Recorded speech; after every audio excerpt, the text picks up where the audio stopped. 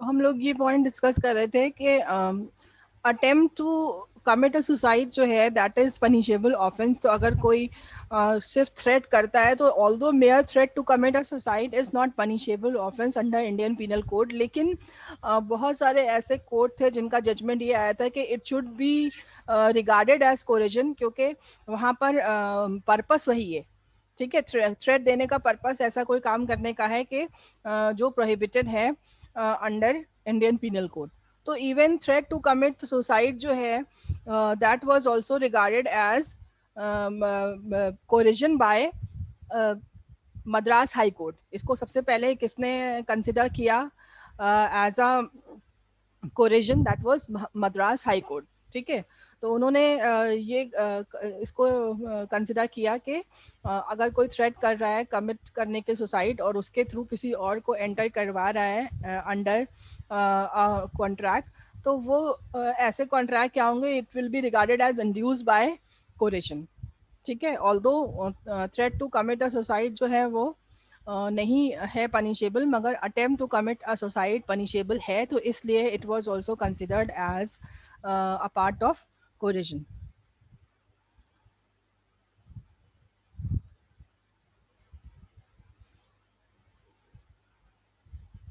अब जैसे इसमें जो केस स्टडी थी that was Chikkam Ammiraju versus चिक्कम से शम्मा। ठीक है, इसमें होता ये है कि वाइफ और हस्बैंड के बीच में है कि यहाँ पर जो हस्बैंड है, in this case a person by a threat to commit suicide induce his wife and son to execute a release deed in favour of his brother. ठीक है, मतलब वो अपने वाइफ को और सन को थ्रेट करता है कि वो सुसाइड कमिट कर लेगा और उनसे कहता है कि कुछ पार्ट ऑफ प्रॉपर्टी उसके ब्रदर के नाम ट्रांसफर करने की बात करता है। ठीक है, लेकिन जब बाद में लेटर ऑन उस टाइम मान लो उसने डीड वाइफ ने और सन ने उस टाइम तो डीड जो है वो दे दी, मगर बाद में ये ट्रांस जब उसको फुलफिलमेंट की बात आई तो उन्होंने मना कर दिया और कोर्ट की हेल्प ली उस पर्टिकुलर ट्रांजैक्शन को सेट असाइड कराने के लिए, यानी कैंसिल कराने के लिए। ठीक है, तो यहाँ पर it was held that corrosion was applied.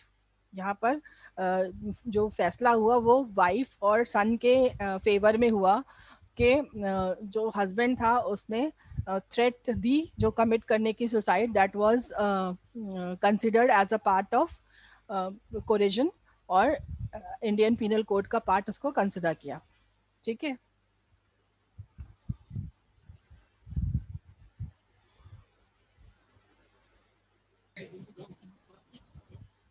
फिर एक टर्म है ड्यूरेस जो कि इंग्लिश लॉ में यूज हुआ है। इसका मतलब होता है कि इलीगल इम्प्रिजमेंट, किसी को बंदी बना रहे हैं आप इलीगली, तो that is also prohibited by Indian penal code, वो भी इंडियन पीनल कोड के थ्रू प्रोहिबिटेड होगा इसी तरह से। और लेकिन सिर्फ इलीगल इम्प्रिजमेंट नहीं होता है, उसके साथ साथ ड्यूरेस का मतलब होता है कि किसी पर्सन को के ऊपर वायलेंस कर रहे हैं उसकी बॉडी पर, या उसके फैमिली मेंबर्स पे कोई हम थ्रेटन कर रहे हैं कि वायलेंस करेंगे या एक्चुअली कमिट कर रहे हैं, तो दैट इज ऑल्सो ड्यूरेस। तो ड्यूरेस क्या है? It is a punishable offence जो कि इंडियन पीनल कोड में आता है।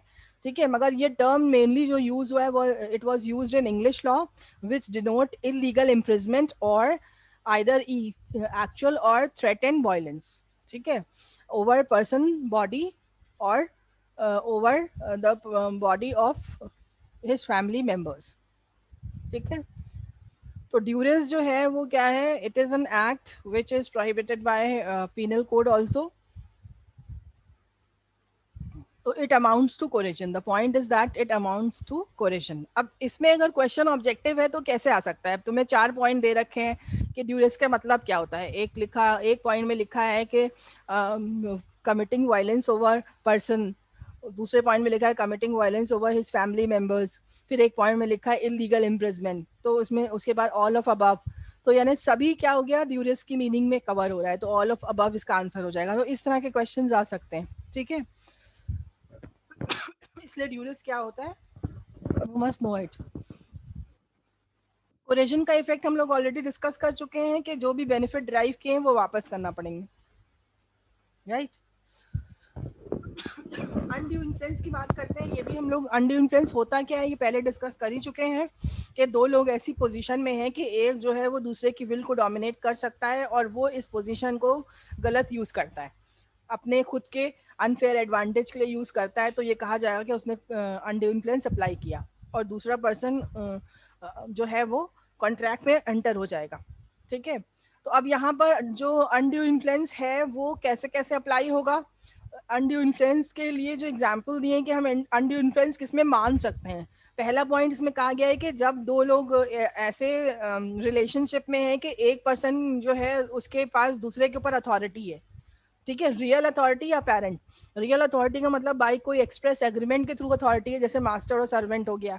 अब पेरेंट का मतलब ऑल्दो अथॉरिटी बाई एग्रीमेंट नहीं है, लेकिन उसको लॉ ने प्रोवाइड किया किसी और वे में उसको मिल रही है, तो वो अपेरेंट अथॉरिटी हो जाएगी, जैसे पुलिस ऑफिसर एंड अक्यूज्ड। ठीक है, तो उन दोनों के बीच में अपेरेंट अथॉरिटी हो गई। तो पहला पॉइंट जो कहा गया है वो ये कहा गया है कि अनड्यू इन्फ्लुएंस में जो रिलेशनशिप पर्सन की है कि एक पर्सन डोमिनेटिंग है और दूसरा अग्रीव है, तो उसमें पहला पॉइंट कहा गया है ऐसा उन केसेस में हो सकता है जब एक पर्सन दूसरे के ऊपर कोई अथॉरिटी होल्ड करता हो। दूसरा पॉइंट क्या कहा गया है, दूसरा पॉइंट ये कहा गया है कि दो लोगों के बीच में जब फिड्यूसरी रिलेशनशिप का रिलेशनशिप होती है। फिड्यूसरी रिलेशनशिप का मतलब होता है relationship of mutual trust and confidence. ठीक है, मतलब आप बहुत ज्यादा भरोसा कर रहे हैं किसी के ऊपर और उस भरोसे का कोई गलत फायदा उठा के कॉन्ट्रैक्ट आपको एंटर करा रहा है, तो ये कहा जाएगा कि उसने अनड्यू इन्फ्लुएंस अप्लाई किया। अब ये जो फिड्यूशरी ट्रस्ट की जो रिलेशनशिप होती है वो कॉमनली किस में होती है, between the father and son, guardian and ward. ठीक है, डॉक्टर एंड पेशेंट। अब पेशेंट को डॉक्टर जो भी बोलेगा वो करेगा। ठीक है, वो क्योंकि डॉक्टर पे पूरा भरोसा करता है, राइट। तो ये एग्जाम्पल्स हो जाएंगे फिड्यूशरी रिलेशनशिप के, कि फिड्यूशरी रिलेशनशिप किसके किसके बीच में होती है। इसमें एक अजम्पशन फादर और सन में भी है, मदर एंड डॉटर में नहीं है, लेकिन फादर और सन में ये है कि फिड्यूशरी रिलेशनशिप होती है। ठीक है, तो म्यूचुअल ट्रस्ट एंड कॉन्फिडेंस की रिलेशनशिप का कोई गलत फायदा उठा के दूसरे पर्सन को अगर कॉन्ट्रैक्ट में एंटर करा रहा है, तो ये कहा जाएगा अपने खुद की अनफेयर एडवांटेज के लिए, तो ये कहा जाएगा कि अनड्यू इन्फ्लुएंस अप्लाई हुआ है। ठीक है, तीसरा, अगर हम किसी ऐसे पर्सन के साथ अग्रीमेंट कर रहे हैं जिसकी मेंटल कैपेसिटी इल है और हम उसको डोमिनेट कर रहे हैं, ठीक है, जैसे ओल्ड एज पर्सन के साथ हम कॉन्ट्रैक्ट कर रहे हैं, ठीक है, तो उसको डोमिनेट, उसकी मेंटल कैपेसिटी इल है, उसका माइंड जो है वो अपने फेवर में डाइवर्ट करके उससे कॉन्ट्रैक्ट एंटर करा ले रहे हैं, तो ये कहा जाएगा कि अनड्यू इन्फ्लुएंस अप्लाई किया गया। ठीक है, तो ये 3 केसेस बताए गए हैं कि जहाँ पे अनड्यू इन्फ्लुएंस अप्लाई हो सकता है, कि ऐसा जब एक पर्सन दूसरे के ऊपर कोई अथॉरिटी होती है उसके पास। दूसरा पॉइंट है कि दो लोगों की relationship mutual trust and confidence की है। और तीसरा पॉइंट है कि हम अगर किसी ऐसे पर्सन के साथ कॉन्ट्रैक्ट कर रहे हैं जिनकी मेंटल कैपेसिटी जो है वो परमानेंटली इफेक्टेड है या टेम्पररी इफेक्टेड है बाय एज, इलनेस एक्सेट्रा। ठीक है, तो ये इन केसेस में ये माना जाएगा, कहा जा सकता है कि अनड्यू इन्फ्लुएंस अप्लाई करके एक पर्सन ने दूसरे पर्सन को कॉन्ट्रैक्ट में एंटर कराया, राइट। कुछ केसेस में प्री अजम्पशन होता है। प्री अजम्पशन का मतलब होता है कि मतलब पहले से कोर्ट अज्यूम करती है कि यहाँ पे अनड्यू इन्फ्लुएंस रहा होगा और एक पर्सन ने दूसरे को ऊपर अप्लाई किया होगा। ठीक है, प्री अजम्पशन का हमें इसलिए देखना पड़ता है कि कौन से केसेस में पहले से अजम्पशन है कि अनड्यू इन्फ्लुएंस अप्लाई किया गया होगा, क्योंकि फिर उसमें बर्डन ऑफ प्रूफ की बात हो जाती है कि कौन क्या प्रूफ करेगा। तो जहाँ पे प्री अजम्पशन है, प्री अजम्पशन का मतलब ये अजम्पशन है कि हाँ अनड्यू इन्फ्लुएंस अप्लाई किया गया होगा। जैसे एम्प्लॉय और मास्टर का केस है, एम्प्लॉयर और एम्प्लॉय। तो अगर एम्प्लॉय ने केस फाइल किया तो वहां पे प्रूफ किसको करना पड़ेगा, यहाँ पे दूसरी पार्टी कौन है, एम्प्लॉयर, उसको प्रूफ करना पड़ेगा कि अनड्यू इन्फ्लुएंस नहीं अप्लाई किया। कोई भी प्रूविंग एम्प्लॉय को नहीं करना पड़ेगी, एम्प्लॉयर को प्रूफ करना पड़ेगा कि अनड्यू इन्फ्लुएंस अप्लाई नहीं किया गया। तो जहाँ पे पहले से अजम्पशन होता है कि अनड्यू इन्फ्लुएंस है, और अजम्पशन कहाँ होता है, इन्हीं तीनों पॉइंट में, जो भी हम लोगों ने 3 पॉइंट डिस्कस किए हैं उनमें पहले से अजम्पशन है। ठीक है, तो अब जैसे डॉक्टर और पेशेंट के बीच का कोई केस है कि जिसमें पेशेंट ने केस कर दिया डॉक्टर पे कि इन्होंने मतलब उसके साथ कुछ जो भी है, जो भी टेस्ट बताए वो रॉन्ग थे या नहीं करवाने थे, तो इस तरह का अगर कुछ करते हैं तो फिर अब यहाँ पर फिर डॉक्टर को प्रूफ करना पड़ेगा कि अनड्यू इन्फ्लुएंस अप्लाई नहीं किया गया था। ठीक है, तो जहाँ पर प्री अजम्पशन है कि अनड्यू इन्फ्लुएंस अप्लाई किया गया होगा, वहां पे बर्डन ऑफ प्रूफ जो है वो डोमिनेटिंग पार्टी के ऊपर रहता है कोर्ट में, कि उसको प्रूफ करना पड़ेगा कि नहीं अनड्यू इन्फ्लुएंस अप्लाई नहीं हुआ, ठीक है। और जहां पे प्री अजम्पशन नहीं है, यानी इन तीनों पॉइंट में कवर्ड नहीं है, और कोई नया पॉइंट निकल के आया जिसमें पार्टी प्ली कर रही है कि इसने हमारे ऊपर अनड्यू इन्फ्लुएंस अप्लाई करके हमसे कॉन्ट्रैक्ट एंटर करवाया, तो वहां पे जो बर्डन है प्रूफ का वो लाई करेगा जो केस फाइल कर रहा है उसके ऊपर, ठीक है। The party who is filing the case, अगर डोमिनेटिंग पार्टी फाइल कर रही है कॉन्ट्रैक्ट को पूरा करवाने के लिए, तो फिर सफरर पार्टी को प्रूफ करना पड़ेगा कि जो एंटी इन्फ्लुएंस अप्लाई किया था इसलिए हम नहीं कर रहे हैं। और अगर जो सफरर पार्टी है वो अप्लाई कर रही है केस सूट फाइल कर रही है, तो उस केस में उसको ये प्रूफ करना पड़ेगा कि उसके ऊपर अंडर इन्फ्लुएंस अप्लाई किया गया था इसलिए वो कैंसिल करवाना चाह रही है कॉन्ट्रैक्ट को। तो बर्डन ऑफ प्रूफ जो है वो लाई करता है on the party who is filing the suit in case where is no presumption, जहां पे प्री अजम्पशन नहीं है। और जहां पे प्री अजम्पशन है वहां पे बर्डन ऑफ प्रूफ किसके ऊपर रहता है, डोमिनेटिंग पार्टी पे रहता है, ठीक है। तो इसी भी क्वेश्चन बन सकता है कि बर्डन ऑफ प्रूफ किसके ऊपर रहता है जहां पे प्री अजम्पशन है एंटी इन्फ्लुएंस का। आपको ऑप्शन दे रखा है, प्लेंटिव दे रखा है, डिफेंडेंट, डोमिनेटिंग पार्टी, इस तरह से अलग अलग दे रखे हैं पॉइंट्स। तो हम यहाँ पर हमारा आंसर क्या हो जाएगा, डोमिनेटिंग पार्टी, उसके ऊपर रहता है बर्डन ऑफ प्रूफ। लेकिन जहाँ पे प्री अजम्पशन नहीं है वहां पे किस पे रहेगा, वहां पे प्लेंटिव पे रहेगा। प्लेंटिव का मतलब हो गया जिसने सूट फाइल किया है, दूसरा पर्सन डिफेंड करता है, जो सूट फाइल करता है वो कहलाता है प्लेंटिव। तो वहां पर जहाँ पे प्री अजम्पशन नहीं है वहां पे burden of proof lies on plaintiff, ठीक है। अब इसके कॉन्सिक्वेंस की बात कर लें कि जहाँ पे कॉन्ट्रैक्ट जो है वो इन्फ्लुएंस है बाय अंडर इन्फ्लुएंस, ठीक है, उस केस में ऐसे कॉन्ट्रैक्ट भी वॉइडेबल होते हैं और जो सफरर पार्टी हैं वो with the help of court ऐसे कॉन्ट्रैक्ट को कैंसिल करा सकती हैं।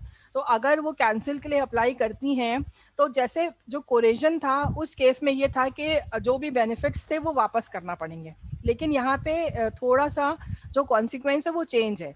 यहाँ पे ये कहा गया है कि what ever court may think just they can order for restoration, यानी अगर कोर्ट को सही लगता है और जितना सही लगता है वो उतना पार्टी से डिमांड कर सकते हैं, कह सकते हैं, डायरेक्ट कर सकते हैं कि वो उतने बेनिफिट्स को रिस्टोर करें। अगर ऐसा लगता है कोर्ट को कि बेनिफिट रिस्टोर नहीं करवाना है तो वो बेनिफिट रिस्टोर करने के लिए ऑर्डर नहीं करेगा। तो यहाँ पे जो डिस्क्रिशन है वो किसके ऊपर है, कोर्ट के ऊपर। पहले केस में कोर्ट को ऑर्डर करना ही है कि जो बेनिफिट ड्राइव किए हैं पार्टीज ने वो वापस करना है, लेकिन अनड्यू इन्फ्लुएंस के केस में बेनिफिट्स वापस नहीं करना है। अगर करना है तो ये कोर्ट डिसाइड करेगा कि whether the parties has to return या restore the benefit they have gain, ठीक है, जो भी गेन किए उन्होंने।